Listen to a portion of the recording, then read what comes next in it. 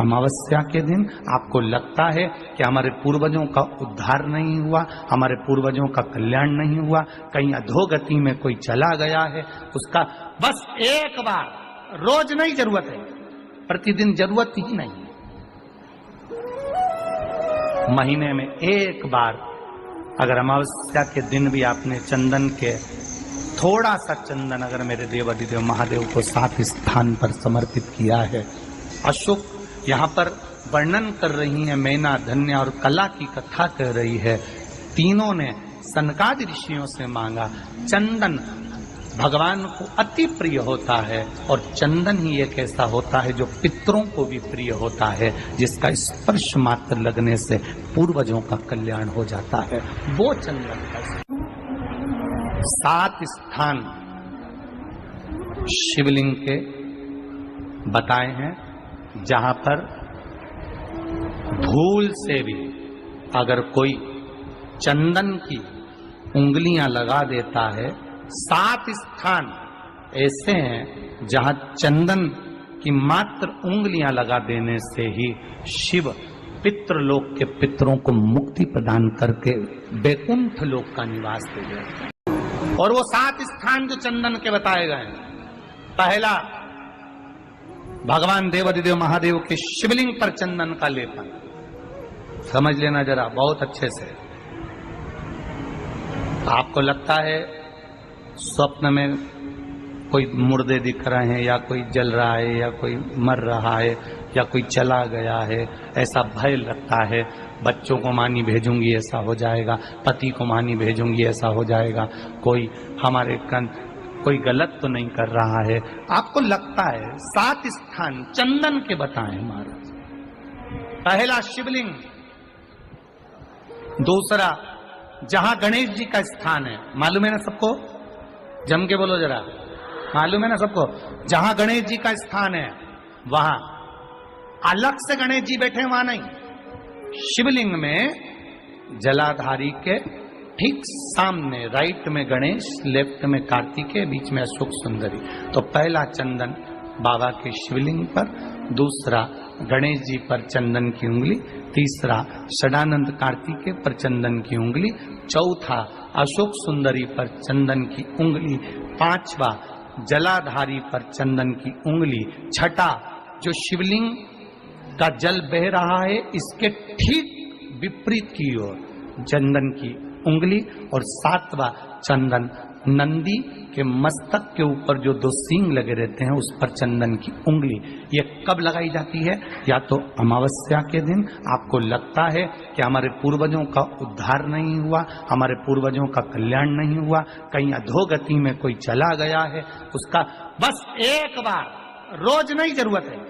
प्रतिदिन जरूरत ही नहीं है, महीने में एक बार अगर अमावस्या के दिन भी आपने चंदन के थोड़ा सा चंदन अगर मेरे देवाधिदेव महादेव को 7 स्थान पर समर्पित किया है। अशोक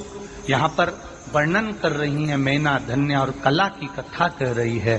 तीनों ने सनकादि ऋषियों से मांगा। चंदन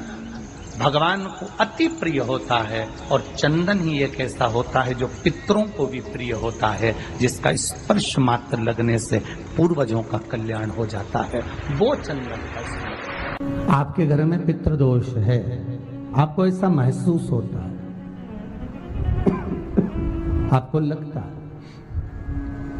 तो किसी भी नवरात्रि के पहले जो अमावस्या पड़ती है, मान लो अपन अमावस्या पड़ी, आप एक अंदाजा लगाइए, तो जिस दिन अमावस्या रहे उस दिन चावल की कटोरी में एक कपूर का टुकड़ा रख दीजिए महाराज, छोटा सा, और कपूर का टुकड़ा रखकर उस कपूर को दरवाजे के बाहर कटोरी में ही, चावल रखी हुई कटोरी में ही उसको पितरों का स्मरण कर कर जला दीजिए। और जलाने के बाद उस चावल को कहीं भी किसी भी वृक्ष की छांव में पक्षियों के लिए डाल दीजिए। शिव महापुराण की कथा कहती है, अगर मान लो पितृ आपको कष्ट दे रहे हैं, पितृ आपको तकलीफ दे रहे हैं, कोई काम नहीं होने दे रहे हैं, या कहीं आपको ऐसा लगता है कि पितरों का दोष है, तो वो पितृ दोष देवी, अब ये जो आप करेंगे ये कब कर रहे हैं? अमावस्या के दिन आप उसको रख रहे हैं, अमावस्या के दिन उसको रखकर रात भर आपने रखा कपूर के साथ में, सुबह एकम पड़ गई, नवरात्रि लग गई, उसी दिन उसको जलाकर आपने पटक दिया, अर्थात उससे देवी और पितृ इन दोनों का आशीर्वाद जो प्राप्त होता है, तो घर में से पितृदोष समाप्त होकर लक्ष्मी की वृद्धि प्रारंभ हो जाती है, कार्य में सिद्धता आ जाती है। मान लो अगर पितृदोष है तो करो, नहीं है बड़े अलमस्ती से रहो, तो ये पितृदोष का स्मरण। तो यहाँ शास्त्र कह रहा है कि पितरों का जो लोक होता है, पितर जो लोक होता है, उस पितृलोक में 64 योगिनियां प्रवेश नहीं करती। शिव महापुराण कह रही है, शंकर की कथा कर रही है।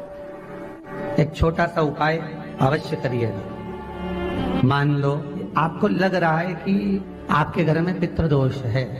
आपको ऐसा महसूस होता है, अमावस्या पड़ती है, चावल की कटोरी में एक कप, अमावस्या के दिन उसको रखकर रात भर आपने रखा कपूर के साथ में, सुबह एकम पड़ गई, उसी दिन उसको जलाकर आपने पटक दिया, अर्थात उससे देवी और पितृ इन दोनों का आशीर्वाद जो प्राप्त होता है, तो घर में से पितृदोष समाप्त होकर लक्ष्मी की वृद्धि प्रारंभ हो जाती है। अमावस्या के दिन प्रदोष काल में, प्रदोष के समय पर, प्रदोष काल में शाम के समय पर जाकर किसी भी नदी, तालाब, बावड़ी, कुआं, कहीं ना कहीं जो आपके पास में हो, वहां पर एक घी का दिया, बत्ती का मुंह दक्षिण की ओर कर कर अवश्य जला कर जाना, सारे पितृदोष समाप्त हो जाएगा। अगर नदी, तालाब, बावड़ी, कुआं नहीं है तो पीपल का वृक्ष हो या बेलपत्री का वृक्ष हो या बट का वृक्ष हो, उसके नीचे लगा दो प्रदोष काल में, पर अमावस्या के दिन लगाएं जरूर। क्यों? क्योंकि अमावस्या 16 दिन तक पितृ मृत्यु लोक में आने के बाद में भोजन ग्रहण करते हैं। अमावस्या के दिन पितृ शाम के समय प्रदोष काल में शंकर भगवान का नाम जाप कर कर नदी, तालाब, बावड़ी पर पानी पीने जाते हैं, वहां से जल का आचमन कर कर पितृ अपने लोक को चले जाते हैं प्रदोष काल के समय पर। इसलिए प्रदोष काल में जलाशय के पास में बावड़ी, कुआं, नदी, तालाब के किनारे पर दिया लगाया जाता है, दक्षिण की ओर मुख कर कर बत्ती का, तो पितृ आशीर्वाद देते हुए जाते हैं कि फलो फूलो, आगे बढ़ो, उन्नति करो, तरक्की करो। ये पितरों का आशीर्वाद रहता है, पितरों का वर रहता है। आप देंगे, कुछ करा ना करा, फिर अमावस्या के दिन उस दिन दिया दक्षिण की ओर बाती का मुख कर कर। 7 स्थान ऐसे हैं जहां चंदन की मात्र उंगलियां लगा देने से ही शिव पितृलोक के पितरों को मुक्ति प्रदान करके वैकुंठ लोक का निवास दे देते। 7 स्थान,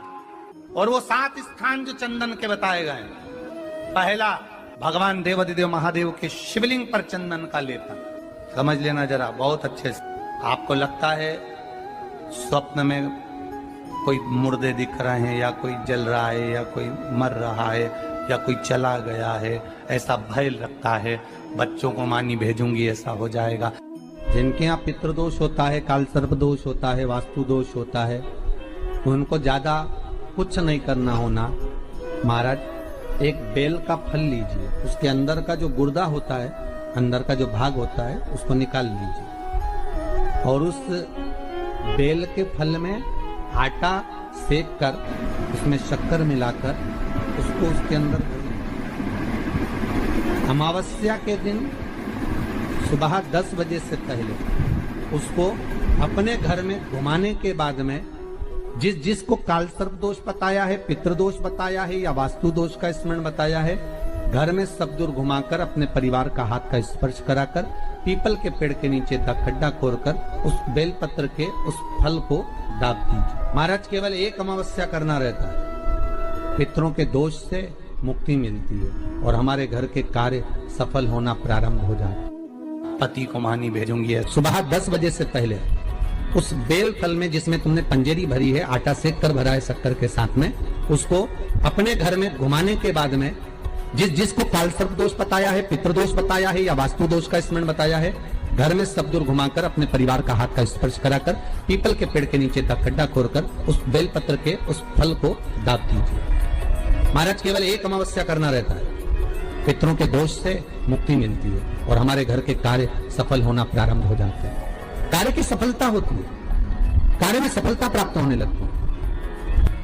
हम तो कई बार कहते हैं महाराज जी, अगर ऐसा लगे किसी औषधि को आप ले रहे हैं, मालूम पड़े कि औषधि आपको लग नहीं रही है, शिव महापुराण की कथा करेंगे, मान लो औषधि आपको नहीं लग रही, आपने औषधि बहुत दिनों से ले रहे हो, कोई दवाई, मान लो आप किसी भी दवाई को ग्रहण कर रहे हैं और वो औषधि लगी नहीं रही है, वो शरीर को लगी नहीं पा रही और आप ठीक ही नहीं हो पा रहे, 15 दिन हो गए, 8 दिन हो गए, बताओ, उतना की उतना ही कैटरीना है, उतना ही उतना अपना भरा हुआ, वही की वही लीवर, वही की वही किडनी, वही की वही स्मरण, सभी कुछ वही वही है, उतना की उतना ही। बीपी भी ऊंचा नीचा चल रहा है पर लेवल में नहीं आ रहा, शुगर भी लेवल में नहीं आ रही, तो प्रयास करा करो महाराज, बेलपत्री के फल का जो गुर्दा है,